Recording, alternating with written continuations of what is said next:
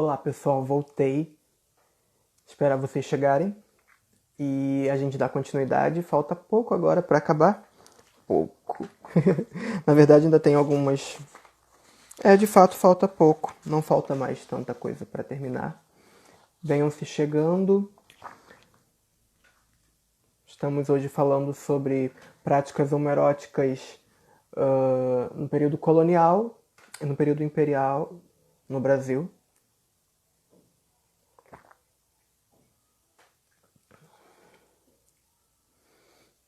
Oi, Ju, meu amor, boa noite. Bom ter você por aqui. Faz propaganda, amiga. Aproveita que tem aqui uma setinha de divulgação, compartilha com seus amigos, com as suas amigas, para que o povo chegue e assista. Bem-vindos, bem-vindas. Esperar mais um pouquinho.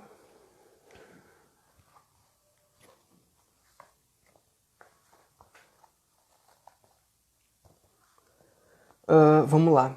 Eu ia começar, como eu finalizei a última live, eu ia começar a falar sobre as mulheres indígenas que tinham práticas homoeróticas ou que assumiam um papel social masculino. E essas mulheres, segundo os relatos dos cronistas, dos viajantes, elas eram mulheres que... deixa eu responder aqui. Sim, ela tá salva no IGTV, lá na página do projeto, tá bom? Pode assistir lá depois. Eram mulheres que não se relacionavam com homens e assumiam integralmente o papel social masculino. É óbvio que em algumas sociedades havia mulheres que... Algumas sociedades indígenas havia mulheres que assumiam um papel sexual ativo e tinham relações com mulheres, mas também tinham relações com homens. Mas aqui eu vou me concentrar no caso das Icamiabas, que, segundo os relatos, eram mulheres que não se relacionavam com homens, assumiam integralmente o papel social masculino, andavam armadas e caçavam, tendo esposas que lhes serviam. Essas Icamiabas, o nome significa mulheres sem homem ou sem marido. Elas foram a origem do mito das Amazonas. Em algumas tribos, essas mulheres que assumiam esse papel masculino eram conhecidas como Sakuai-Beiquiras. Então, como vocês podem ver, as relações homoeróticas ou a inversão de papel social e sexual, elas não eram restritas a uma comunidade étnica, a um grupo, a um povo indígena apenas. Era recorrente, essas práticas homoeróticas, essa inversão de papéis era recorrente nas sociedades. O que modificava era mais ou menos a organização e os termos dos nomes que eram empregados. O que se visava, então, quando esses colonizadores chegam no Brasil e entram em contato com isso que eles viram como devassidão, como práticas luxuriosas, há um crescente interesse em colonizar e disciplinar esses corpos. E aí, por isso que se torna tão importante difundir entre os indígenas e as indígenas a religião cristã. Porque para o cristianismo, no discurso religioso, a prática sodomítica, né, a sodomia, era um pecado, era um crime. E quando os cristãos chegam e se deparam com aquela realidade de práticas homoeróticas livres e uma sexualidade bastante livre, eles começam a pensar modos de controle. Aí existe a repressão, existem os castigos, como aconteceu com o índio Tibira no Maranhão. Esses indígenas, eles são escravizados como forma de punição, e isso é um fenômeno que vai se dar durante todo o período colonial, basicamente. Agora, em relação às práticas homoeróticas entre os senhores brancos e os negros africanos escravizados. Como eu falei na outra live, a prática homoerótica, as relações homoeróticas na África também era comum, assim como as que aconteciam no Brasil. Assim como em algumas tribos, em alguns grupos étnicos no Brasil e na América do Norte, esses indígenas, essas pessoas que tinham essas práticas homoeróticas eram vistas como pessoas com poderes divinos e tudo mais. Na África também tinha essa visão. Então a prática homoerótica também lá era recorrente. E quando esses africanos são escravizados e trazidos para o Brasil, eles são objetificados, animalizados. A humanidade do negro africano foi subvertida, foi retirada dele, e ele era tratado como um objeto ao bel prazer do branco, dos senhores brancos, das senhoras brancas. E esses homens, essas mulheres negros e negras africanos escravizados, como eles tinham a sua humanidade alienada, os brancos entendiam que podiam fazer o que eles quisessem. E aí a lógica é muito próxima à lógica que imperava em Roma, por exemplo, no que tange às relações homoeróticas. Os senhores, os cidadãos romanos que eram vistos como cidadãos ativos, tinham total controle sobre aqueles que eram considerados passivos. E essa mesma lógica de atividade e passividade imperava nessa relação entre escravos, entre senhor e escravizado. Né? O senhor dos escravos, das escravas, ele achava que, por estar numa posição de superioridade, de atividade, ele tinha domínio sobre aquele indivíduo, porque aquele negro escravizado estava numa posição de inferioridade. Então, as relações sexuais aconteciam muitas vezes pelo estupro. Né? Os senhores brancos, eles podiam estuprar as negras escravizadas e os negros escravizados, independente da idade. Um fato muito recorrente era a iniciação sexual dos jovens senhores brancos com os negros adolescentes escravizados. Era um fato bastante recorrente. E aqui, como eu falei, havia essa animalização dos africanos escravizados. Algo que a gente deve levar em consideração é que a sociedade escravocrata era uma sociedade muito pautada no falocentrismo, né? No culto ao falo, o culto ao pênis. Então, o escravo desejado, o negro escravizado desejado, era aquele que tivesse um pênis grande, um pênis avantajado, um pauzão. Algo que perdura até os dias de hoje. Ainda hoje, a humanidade do homem negro, ela é retirada e esse homem negro é objetificado. Os homens negros na nossa sociedade ainda são vistos de maneira hipersexualizada e a sua humanidade é reduzida à sua potência sexual, ao tamanho do seu pau. Né? Até hoje, quando a gente pensa, por exemplo, no negro, ele tem que ser o cara super viril, super másculo, do pauzão e tem que ser ativo. Então, o negro gay, efeminado, passivo é algo totalmente fora da curva. E isso vem dessa relação que foi construída no período colonial e imperial no Brasil, em que o negro ele era totalmente alienado da sua humanidade, ele era reduzido a um objeto e hipersexualizado em função do seu pênis. O negro desejado era aquele que tivesse um pênis avantajado porque entendia-se que assim ele teria mais energia para trabalhar, porque se ele tem um pênis grande, então ele tem bastante energia, ele vai trabalhar mais, ele vai produzir mais lucro para o senhor e para a senhora, e ao mesmo tempo ele era visto como um bom procriador.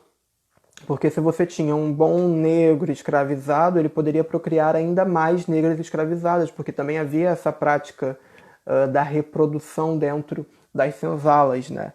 E poderia ter mais escravos, aquele senhor poderia ter mais escravos. A questão do emprego dos negros escravizados na prostituição. A gente, quando estuda história e vê a divisão dos negros, né, escravizados, havia os escravos que trabalhavam na mineração, havia os negros escravizados que trabalhavam nos campos, por exemplo, no café, no século XIX, antes nas plantações de cana-de-açúcar. E havia também os negros urbanos, né?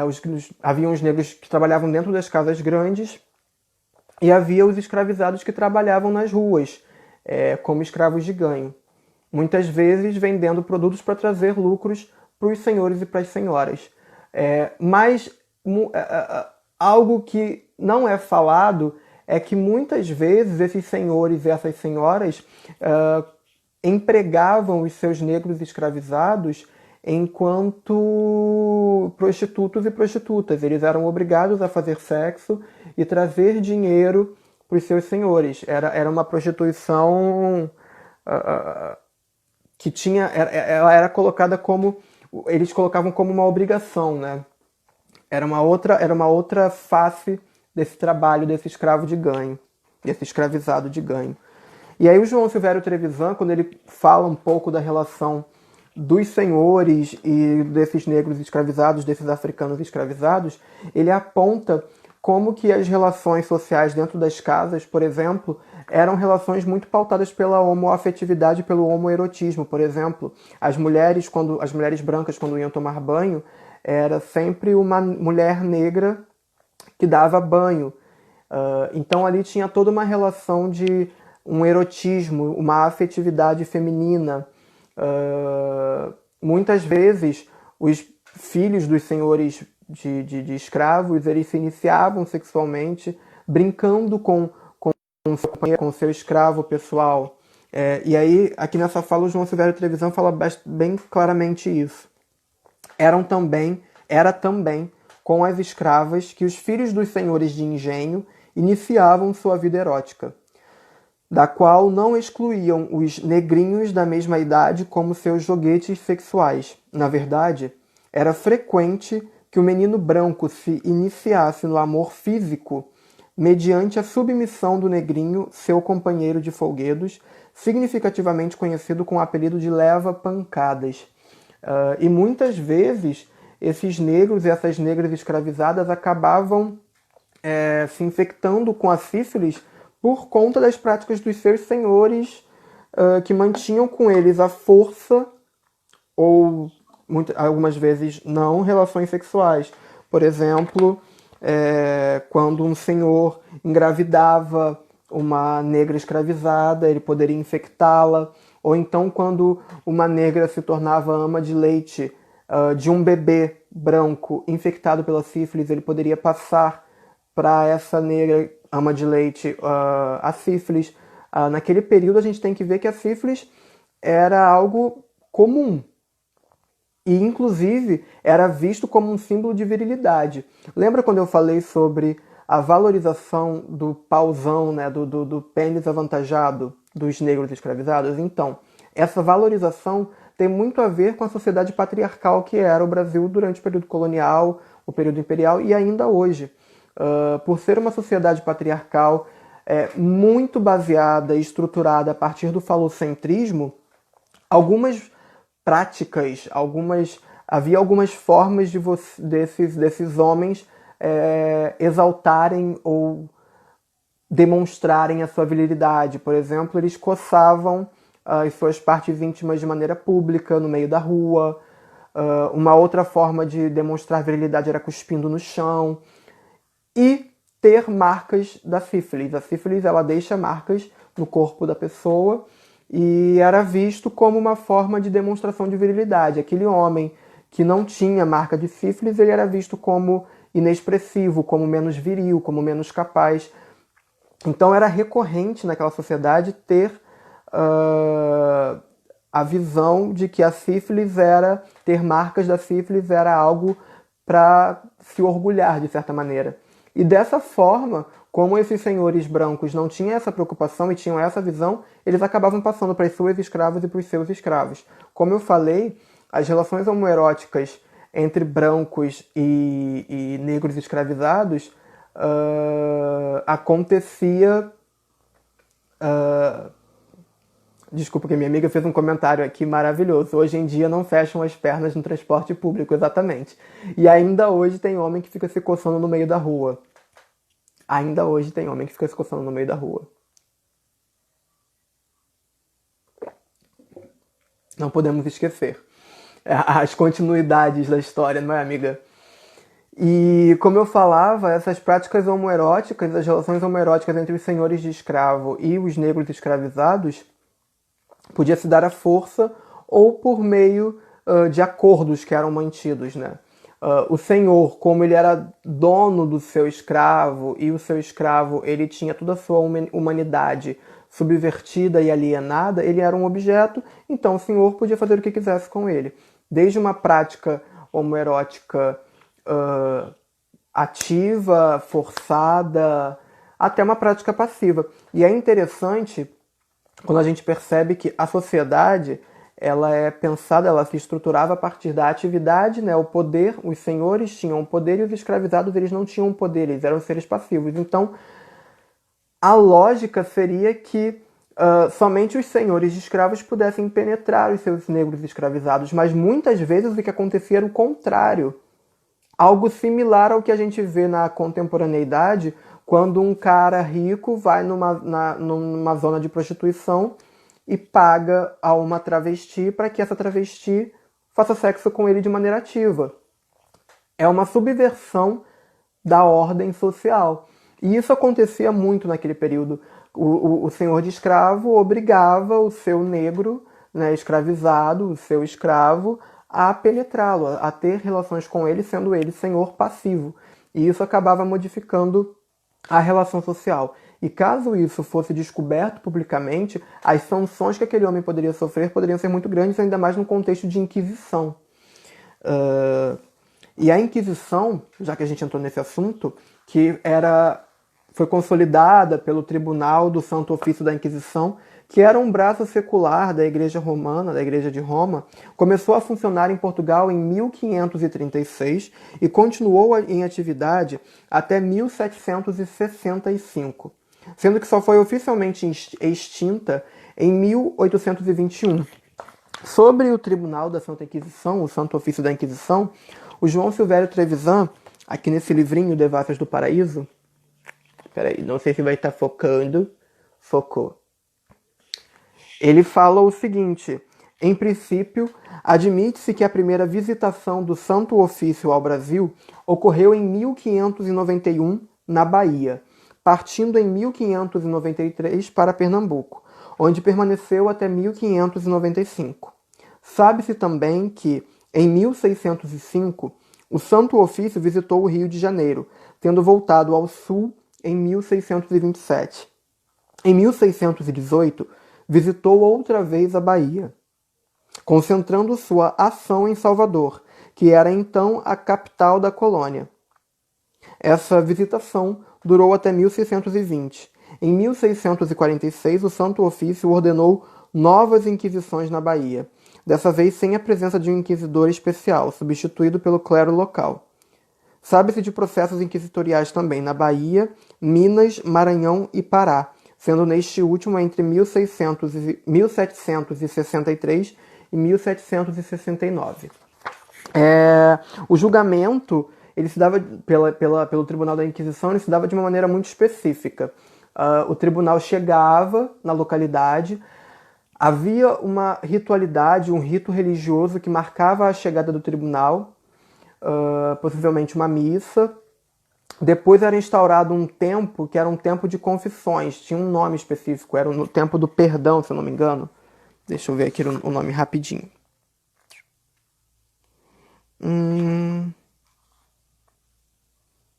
Isso, havia esse auto de fé, como eu falei, que era essa missa, e havia o tempo de graça.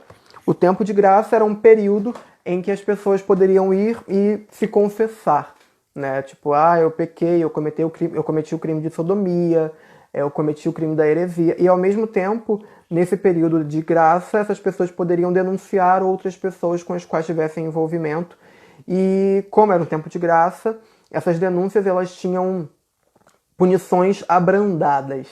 Quando acabava esse período, era feita a investigação para ver se havia realmente verdade naquelas denúncias e naquelas confissões, ou se eram mentiras.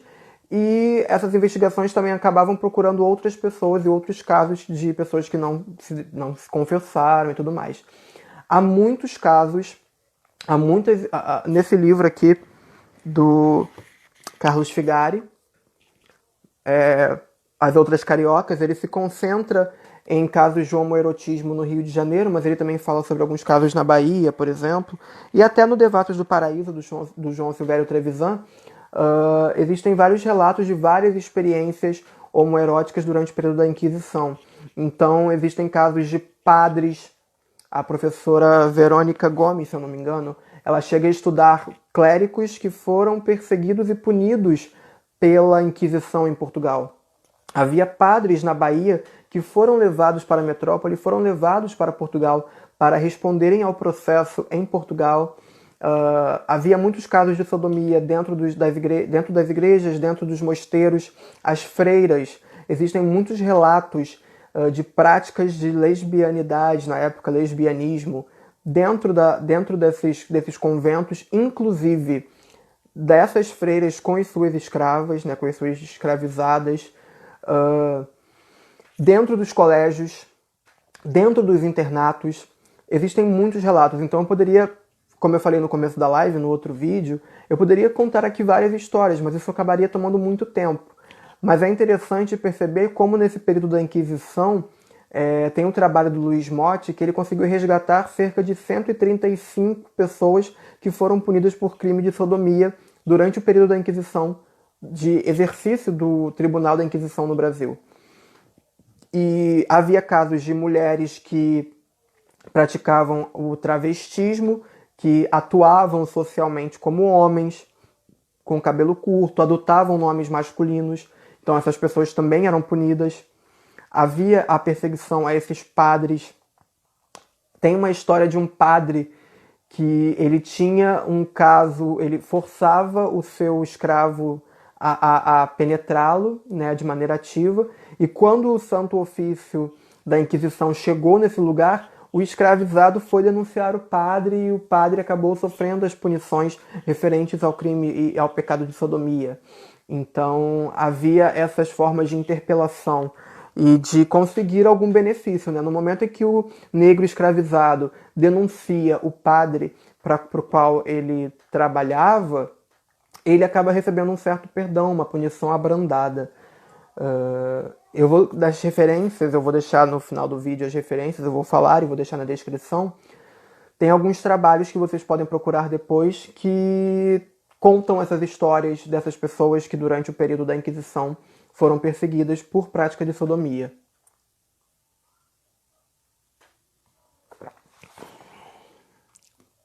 Bom, como eu falei, o homoerotismo, as práticas homoeróticas, a sodomia, era recorrente nos mosteiros. Muitos padres, muitos frades, muitos clérigos se envolviam, seja com algum escravizado, seja com algum jovem considerado, por exemplo, seu sobrinho. Inclusive, muitos padres mantinham relações sexuais com as negras escravizadas, e essas negras tinham filhos, e esses padres batizavam essas crianças como se fossem padrinhos.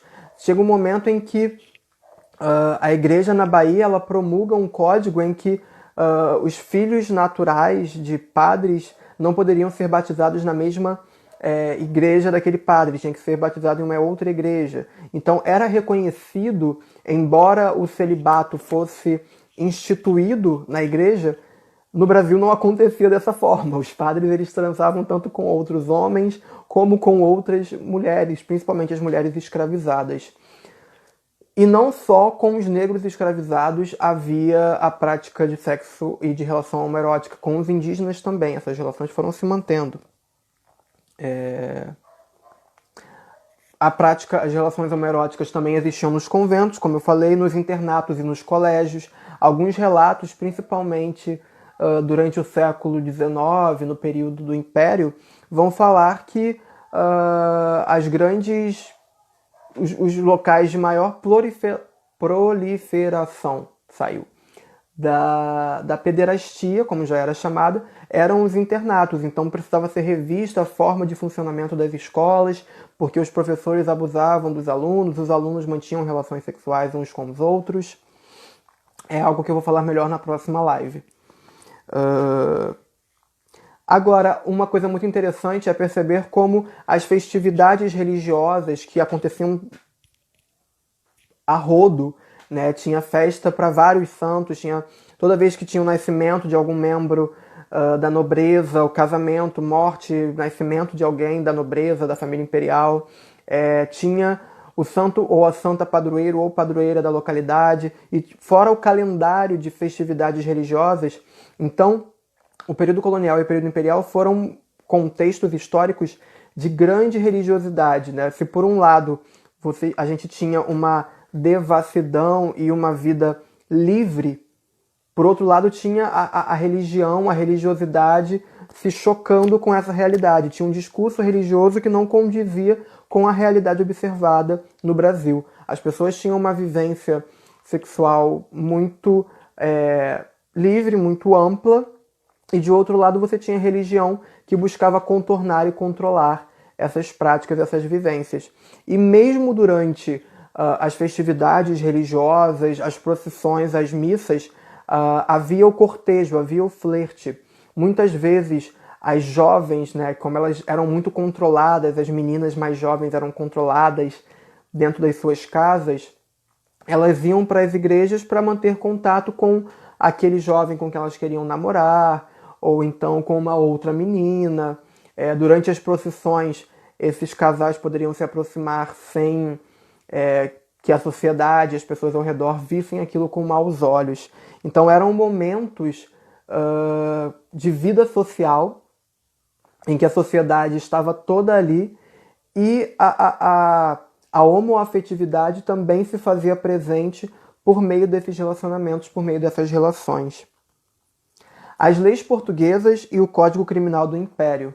Como eu falei no início da live, no vídeo anterior, todo aquele conjunto de leis portuguesas influenciou as leis que foram pensadas para o Brasil enquanto colônia até 1830, Brasil já independente, né, já tínhamos a Constituição, e aí se pensou e se promulgou o Código Criminal do Império em 1830, o primeiro aparato legislativo a trazer em seu texto uma referência aos crimes contra a moral e aos bons costumes.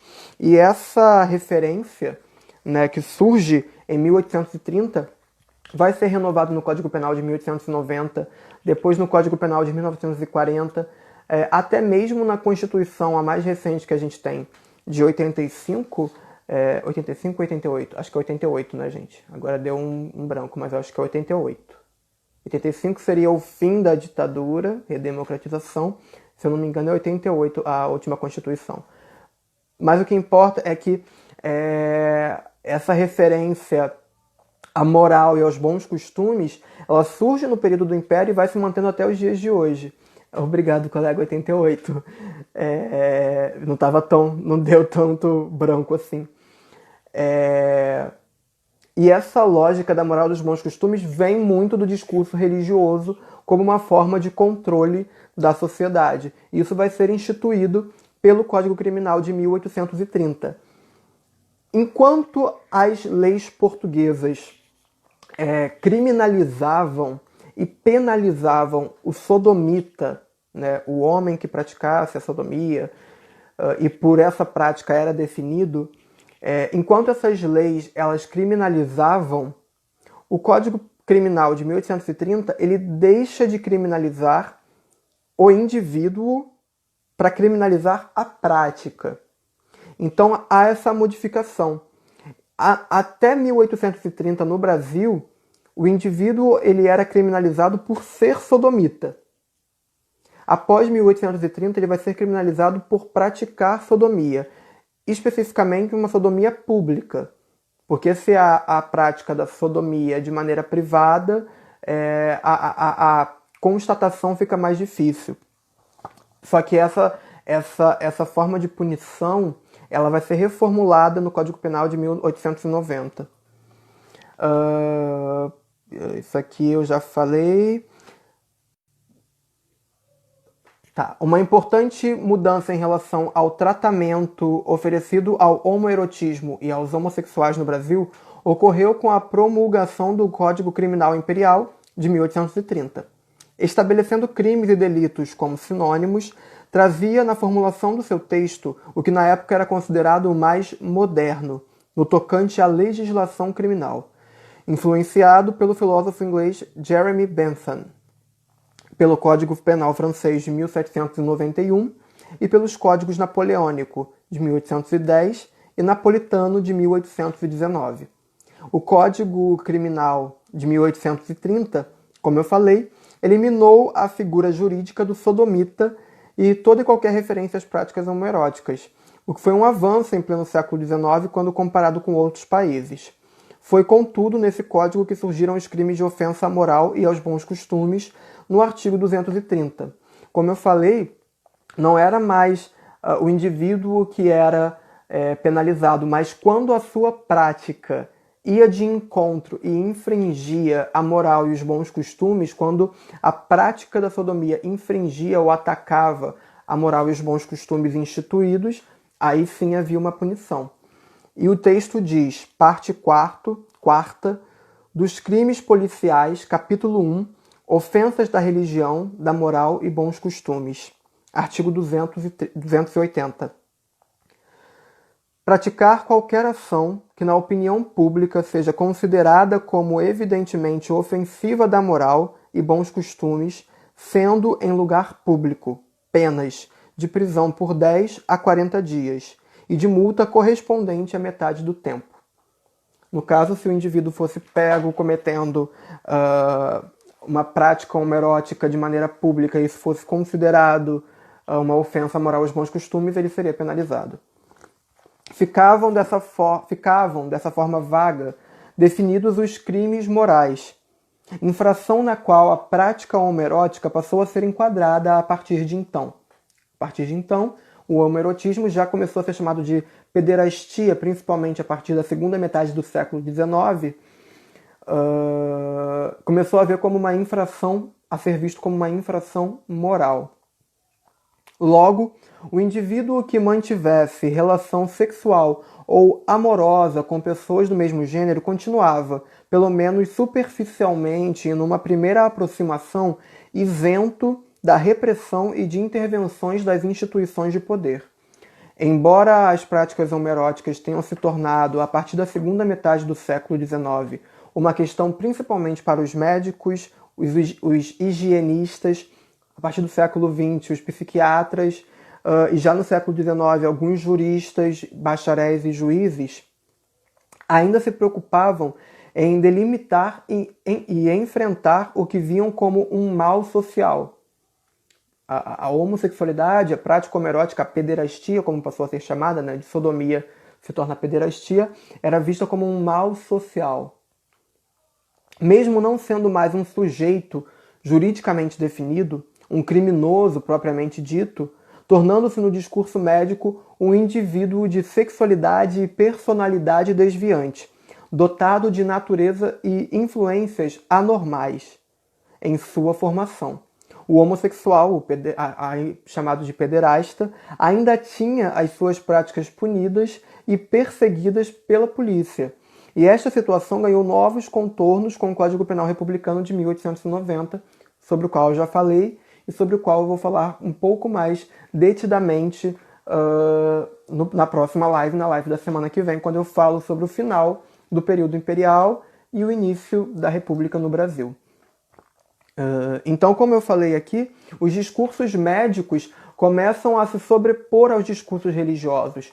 Quando o sodomita deixa de ser uma figura juridicamente penalizável, né, a não ser a sua prática, a sodomia começa a ser penalizada, o discurso médico ele procura se voltar e investigar o que causa as práticas sodomitas, qual a origem dessas práticas. E aí surge o termo pederastia, em referência à paiderastia que havia na Grécia na Antiguidade. Então esse termo pederastia começa a ser empregado pelo discurso médico em meados do século XIX, em substituição ao termo sodomita e sodomia que era empregado e utilizado pelo discurso religioso. E esse discurso médico ele começa a tentar encontrar a origem. Qual a origem da pederastia? Qual a origem do... O que leva o pederasta a se interessar por alguém do seu mesmo sexo ou gênero? E alguns médicos, eu vou destacar aqui alguns trabalhos de alguns médicos, principalmente dois trabalhos que foram publicados em 1845, os dois no mesmo ano. O primeiro é do médico Miguel Antônio Herédia de Sá, que ele propõe uma distinção entre prostituição pública e prostituição privada.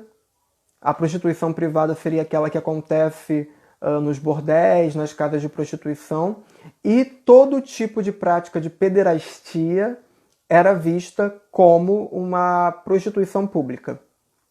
Isso é algo que era muito recorrente no discurso médico do século XIX. A prática homoerótica, a chamada pederastia, ela era relacionada automaticamente à prostituição. Era um desvio moral, era um desvio natural e patológico. Outro médico que publicou em 1845 foi o herculano Augusto Lassance Cunha.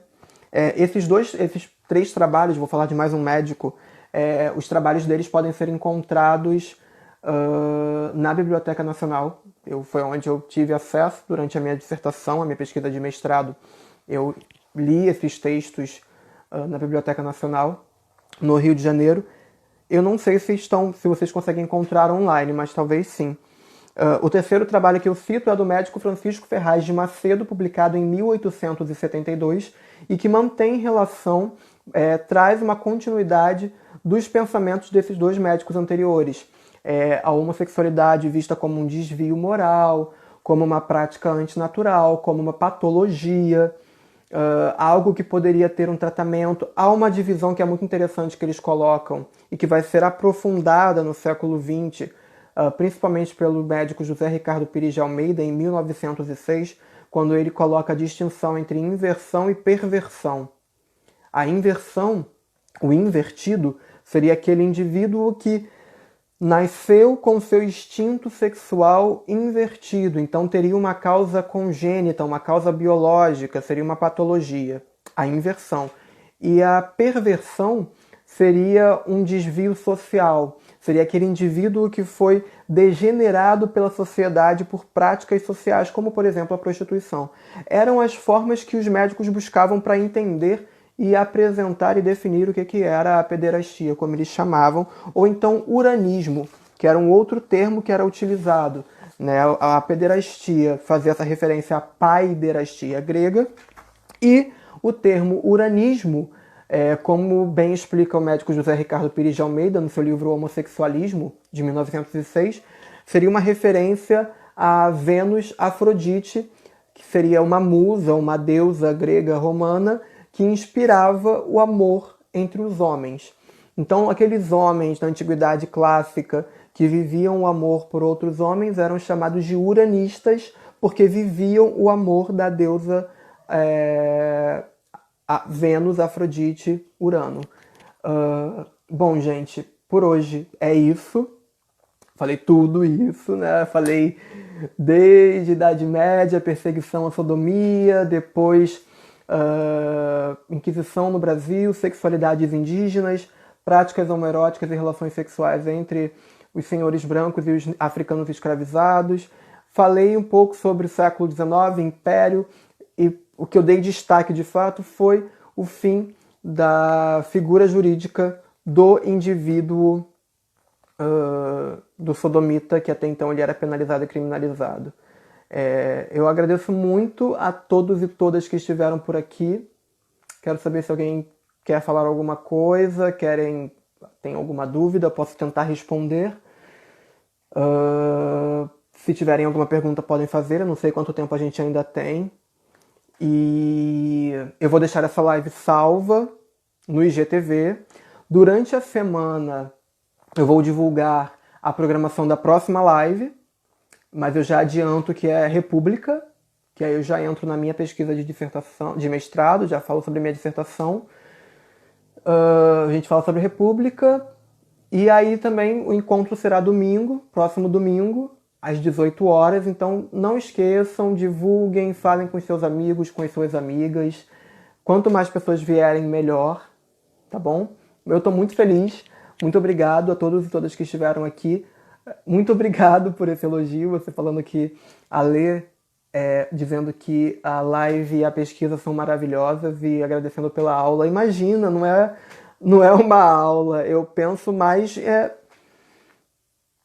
Acaba sendo uma aula, mas a minha ideia é ser um bate-papo, né? Mas eu tento fazer de uma maneira bem leve, tanto que eu estava aqui bebendo um vinho, agora é água. Vocês podem ver, agora é água, mas antes era vinho. Então... Mas obrigado, fiquei feliz. Alguém tem alguma pergunta, quer fazer alguma colocação, alguma contribuição? Obrigado aos colegas e às colegas que falaram o ano certinho da Constituição, porque realmente me deu um branco. Eu fiquei na dúvida se foi 85 ou 88, mas de fato foi 88.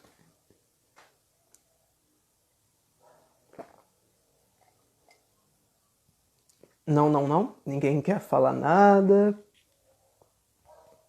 Então tá bom. Eu vou fazer o seguinte agora. Vou deixar aqui algumas dicas. Essas dicas também vão estar, dicas e referências vão estar na descrição da live, tá bom? Que eu vou postar no IGTV.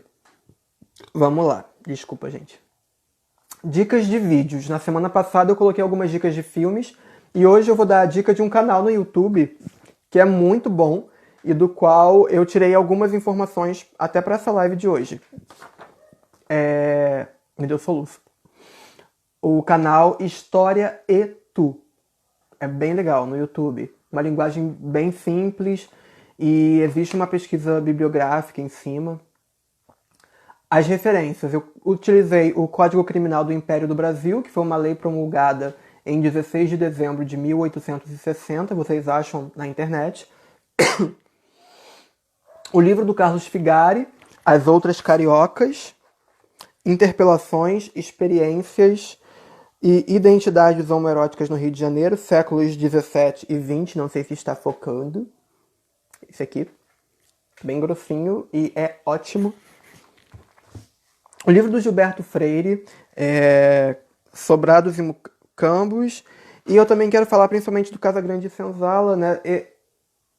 O trabalho do Gilberto Freire é um trabalho bom, mas que tem que ser visto com muito cuidado, porque tem muito anacronismo, tem muito relativismo, ele tem um posicionamento que a gente, na contemporaneidade, tem que utilizar com cuidado. Mas ele descreveu muito bem muitas práticas sexuais indígenas, então é um trabalho que a gente pode se aproximar.